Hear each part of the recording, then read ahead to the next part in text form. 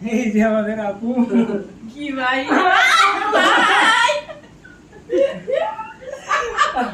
ভাই আফসার আল্লাহ বাঁচায় রাখুক। বিয়ে হোক 2-3টা বাচ্চা কাচ্চা হোক। আপুর মন করো, ক্যামেরা সবাই জানে, ক্যামেরার পিছনে দেখে আপু কাজ করে।